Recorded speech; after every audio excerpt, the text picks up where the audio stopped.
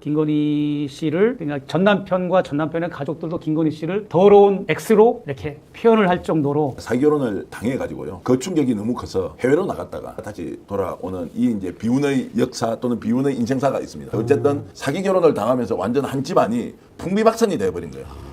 결론은 그겁니다. 김건희 씨의 전 남편은 굉장히 지극히 정상적인 분이고 음악도 조예가 깊고 음악도 좋아하는 사람이고, 근데 그분은 지금도 사기 결혼을 당했다고 주장하고 있는 상황인 거죠. 네. 김건희 씨에 대해서. 그리고 그때 당시도 그런 분노와 너무나 힘들어서 주변에 상담을 많이 하러 다녔고, 주변에 있는 많은 사람들한테 상담을 했고, 그런 과정에서 결국은 결혼한 이후에도 많은 사람들이 2달 만에 파혼했다, 6개월 만에 파혼했다, 여러 말들이 많이 나오는데 취재한 거에 의하면 1년까지는 결혼 생활이 유지됐더라고요. 1년까지는 됐는데 굉장히 결혼 생활을 하면서도 김건희 씨가 참 이 표현을 하기에는 적절하지가 않은데 그런 출입을 했다. 결혼한 가정을 꾸민 상황에서도 어딘가에 출입을 하면서 그런 행위를 벌이지 못한 거가 또 취재 과정에서 밝혀졌고요. 그래서 아무튼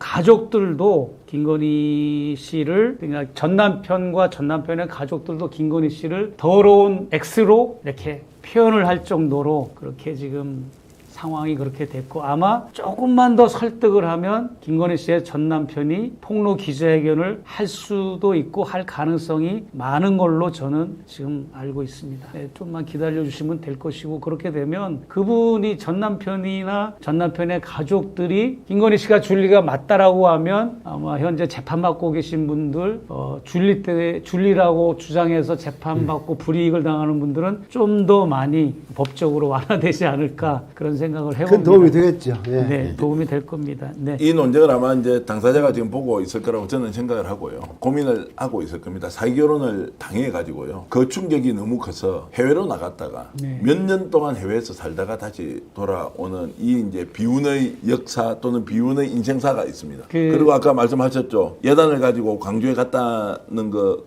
원래 이 의사의 촌남의 부친도 광주에서 굉장히 유명한 약국을 하십니다. 네. 약국을 하셨던 분인데 너무나 충격이 컸어. 사기 결혼이죠. 그래서 아까 말씀하셨던 거 진료 과정에서 만난 게 아니라, 진료 과정에서 만난 것이 아니라 다른 것이라는 이제 진술이 있는데, 어쨌든 사기 결혼을 당하면서 완전 한 집안이 풍비박산이 돼버린 거예요.